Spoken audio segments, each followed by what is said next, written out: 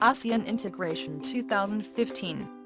People might have heard or encountered the word, but what does it connote? A short term for Association of Southeast Asian Nations Economic Integration, it is the establishment of a strong economic community among ASEAN nations, composed of Brunei Darussalam, Cambodia, Indonesia, Laos PDR, Malaysia, Myanmar, Philippines, Singapore, Thailand and Vietnam. So, what are the characteristics of this integration? It has four. First, single market and production base. This includes free flow of goods, services, investment, capital and skilled labor. It also includes the components of priority integration sectors, and food, agriculture and forestry. Second, competitive economic region. It is to foster a culture of fair competition among member nations. Third, equitable economic development. It covers small and medium-sized enterprises development as well as collective efforts to narrow the development gap within ASEAN nations and between ASEAN and other parts of the world. Fourth, integration into the global economy. It is to enable ASEAN businesses to be internationally competitive, to make ASEAN a more dynamic and stronger segment of the global supply chain, and to ensure that the internal market remains attractive for foreign investment. So what are the opportunities and challenges presented here for the Philippines? Let us have some opportunities first. Since AEC offers immediate access to 600 million customers across 10 nations, Filipino products can now compete on the same footing with other nations. Second, it offers Filipino companies to tap the capital markets of fellow ASEAN nations, where profit and dividends derived from the region can be repatriated.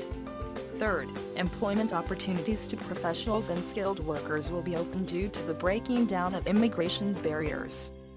Fourth, the free flow of capital would help improve country's manufacturing sector. Fifth, lower transactional costs for trading opens more choices of cheaper and better products and services. Challenges first, bigger, more efficient and with superior technology companies may overrun Filipino companies. Their prior experience in overseas expansion and the local government support gives them an edge compared to Filipino companies. Second, the lack of experience, capital, and technological sophistication of small and medium-sized enterprises can easily be eased out by foreign competition. Third, brain drain.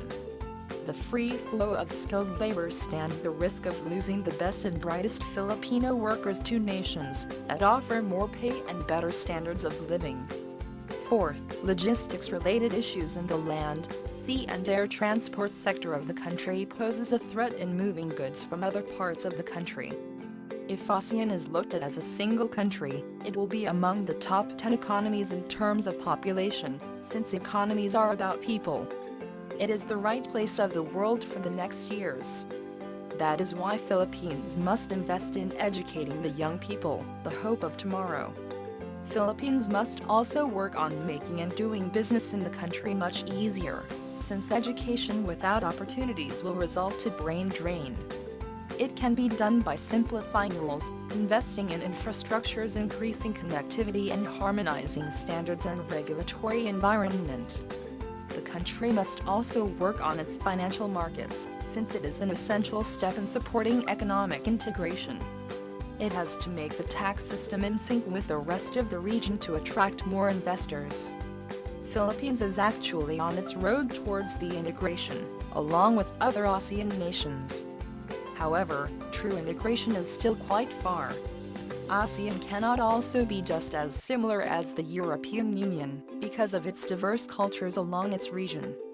Now is still a time for harmonization and convergence, to enhance unity and oneness among member nations. Working together, with one eye to the future and another eye to the present benefits, the integration can be an attainable reality.